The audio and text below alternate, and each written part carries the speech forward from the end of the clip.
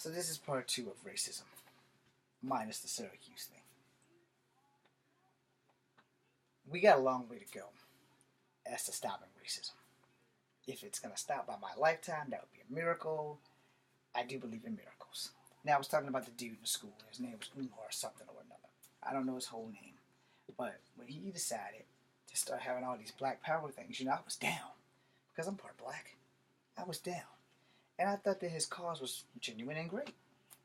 And then he said he was going to open up a school. And he didn't want kids that were not black to come to his school. And he didn't want teachers that were not black to work at his school.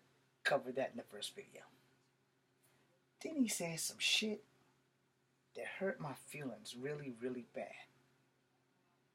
And two things that he said that ended my ever chance of supporting this fucker as long as I'm breathing. Because I'm mixed, alright? It's not something that I asked for. It's not something that I'm ashamed of. But I'm mixed. And anybody mixed that supports this guy, you should be kicked in your ass. And that's a fact. So he started having this seminar and he says, I don't want whites invading my space. I don't want Asians invading my space when I built this school. And then he's like, I don't care if your kid is mixed. They're more than welcome to my school as long as they're part black. But the parent will not be allowed to pick them up. If you have an Asian mom and your dad is black, only your dad can pick you up. Now, this isn't an exact detail of what he said, but this is more along the lines of close reality without me quoting this motherfucker. So he goes, if you're if you're half black, you're welcomed. Your parent basically ain't welcome. And then, as the seminar went on, he got to talking about, because somebody in the crowd asked him, well, what if you're dating out of your race? Well, if you ain't around them, you can't date them. So don't date them. Don't be around them. Now, this goes back to being racist. How dare you say some shit like that? This is why racism has succeeded so far so good.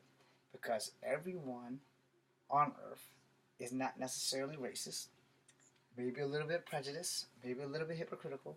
But not necessarily racist. But a blatant out racist, you will know from the shit that they talk about. A blatant out racist don't always show their racism, but you will know it. This dude says straight up and down, don't date them, and you won't fall in love with them. Well, here's the thing about that. Love is an attraction from eyesight to heart, alright? So if I see a very beautiful Asian girl, and she's single, and we feel the same way, and there's a connection there, it's gonna happen. Where if I see a very beautiful black girl and there's no connection there, it's not going to happen.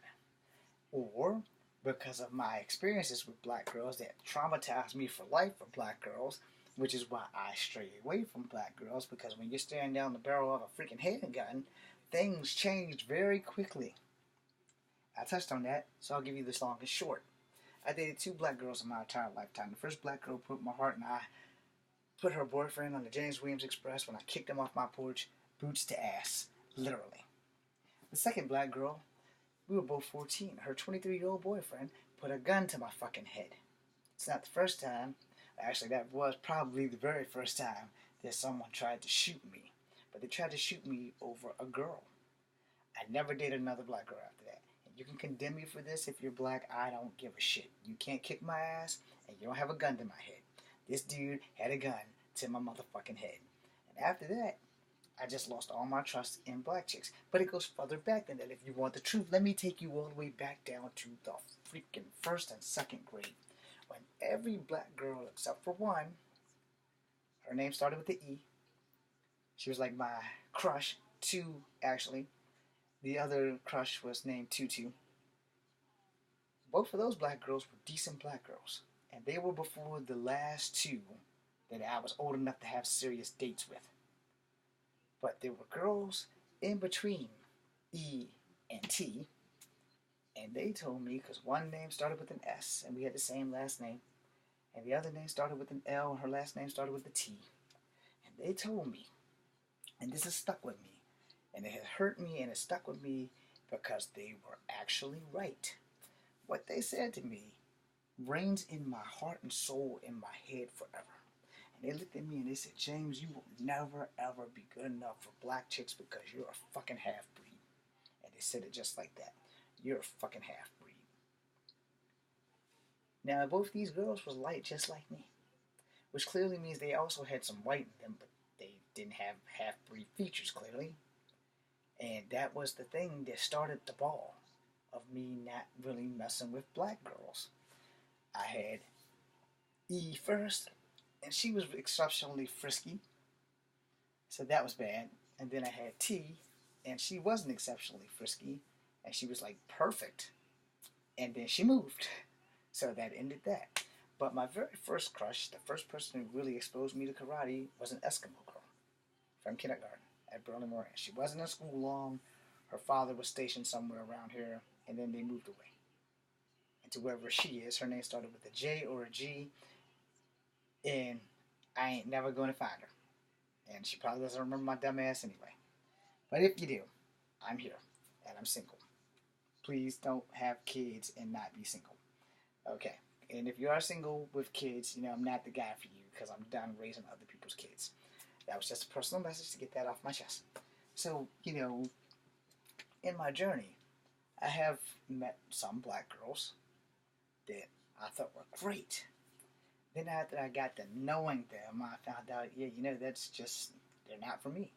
Sadly, there are some very beautiful black women. I'm just not attracted to them. I've always been attracted to Asians, whites, and Mexicans who are also Asian. So, you are going to find out who you are attracted to, and those are going to be the girls you're going to pursue. It's got nothing to do with race, and it's got everything to do with race at the same time. Because I have dabbled in all the races. Didn't get the Mexican girl, or the Latin girl, whatever you want to call Miss Walker. And I didn't get, and her first name starts with the M, by the way. We went to college together at PVCC, when I was trying to get my acting career off the ground, which I'm still trying to get my acting career off the ground. It's been 19 years and no breaks. But anyway, so M. Walker, she drove a Corolla, and I tried, but I was also a wee bit too old for her because she was like 18 and I was 23 at the time. And she told me I was too old for her and that she didn't date nice guys. Now, this is the shit that just really fucked me up right there because, all my life I've been told to be a nice guy to girls. Don't disrespect them, don't rush them into sex, don't treat them like shit. And all those things I've been taught has blowed up in my face. Which goes back to the two black girls. Alright? I treated those girls like they were gold. The girl whose boyfriend I kicked off my porch, literally, we were together for like 2.5 months at the beginning of summer. She asked me to give her space. I gave her a week. She got a new boyfriend and lost her virginity to that guy. We were 12 years old. Hearing some change later, the girl who starts with an S, who almost got me shot, never got to touch anything but her boobs and not out of her clothes. And after that, I was woken. I knew right then and there that I should probably stop messing with black chicks because they're going to get me killed. So I stopped. And then the black chicks that I really wanted didn't want to give me the time of day because either my breath was really bad or I'm just super ugly. Well, we can continue to tell you that my breath was never really bad because I brushed my teeth religiously. I brushed my teeth as much as I washed my ass. Probably washed my ass more than I brushed my teeth, but you get the gist. And so then I started venturing into white chicks. Didn't have too much drama with white chicks, except for that one that I couldn't get fired from my job when she brought her new boyfriend who looked just like me on my job. I've had some times. Anyway, so then I started messing with Asian chicks, and I've been after them ever since because I haven't had any drama except for the almost married thing and relationships are overrated. You can't come see me anymore.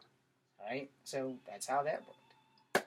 But I am truly more attracted to Asian chicks than I am to other chicks. I do not have yellow fever, but most of the Asian girls that I have met have been fairly nice. They actually are very polite. Some are very approachable, some are not. Okay? So we'll leave that there. And for me, I'm shy, so all girls are not really approachable. I mean, if they strike up a conversation with me, I'm good. But if I have to strike up a conversation, I will be tripping over my words and things. So unless it's a conversation about kung fu, I'm screwed. So that's how that works. But when it comes down to racism, you know, and what this asshole said about mixed kids and stuff, and I'm back on that now. He basically said, that mixed kids can come to his school, but their parents can't. And he doesn't want race mixing. And so basically, if I was a kid going to his school, because my mom looks white, she couldn't come pick me up. Well, my dad's dead now, so how am I supposed to get home? And he went on a tangent about, I don't want nobody who's white coming anywhere near my school. I don't want anybody who's Asian coming anywhere near my school. I'm like, dude, you're in freaking New York. You're going to have that. You're going to have blacks, whites, Asians, and you're all going to mingle together because he wanted to school somewhere like between the Bronx and Brooklyn or some crap like that. It's like, poor people live between the Bronx and Brooklyn. And some of them are Asian and some of them are white. Now, a lot of them are black. Minority versus majority of those poor people are going to be the people that he don't want coming to his school.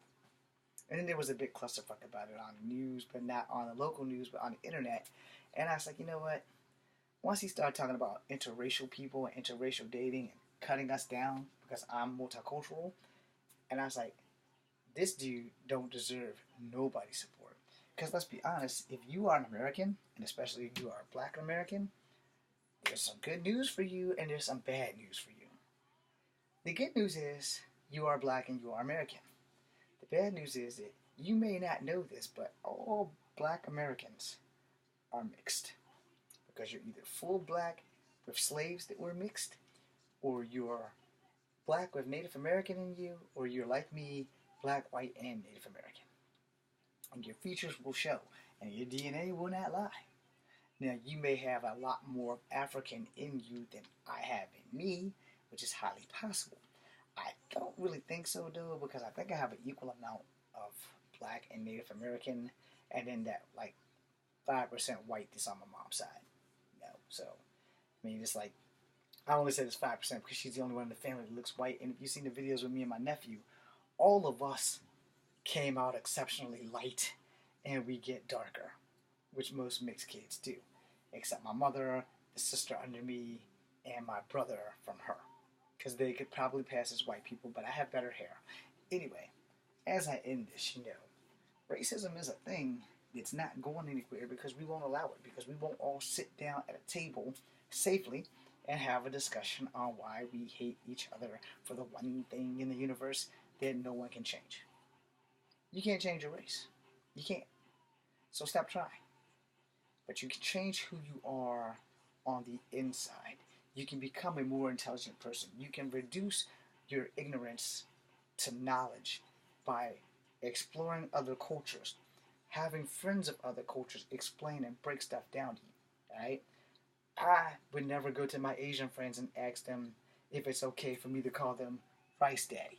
Now, if it's in the script, before we even have the discussion of filming, I would tell them, look, there's some racist Asian stereotypes in this thing, and I need to know if you're going to be cool with this, because I don't really want to say it, but it is my job as an actor to say that shit.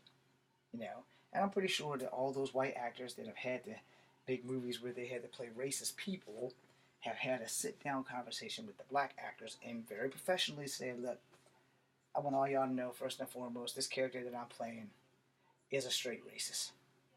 Are y'all going to be okay with me doing this shit? Because I got the job, I need the job, I want to do the job, but I want y'all to know that I'm straight up not a racist. I do not hate black people, but every 4 lines in the script, the N-word is used. Kind of like the new Django movie that Jamie Foxx did or whatever. I'm pretty sure that Leonardo DiCaprio had to say some things to a few people, and everybody who was white that used the word nigger in the movie probably had to say some shit to people. I didn't personally see the movie because I knew it was going to be a racist type, Western type movie.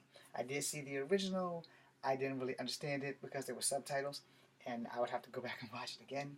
Same thing with Crouching Tiger, Hidden Dragon. I did see the original. I had to read the 2 hour movie, so then I had to watch it again after I read it. The same thing with House of Flying Daggers. I had to read the movie, and then I had to go back and watch it again to understand what the hell was going on. And these things happen. Now, I'm not saying that I'm racist because I had to read the Asian movies or the French movie. These things happen.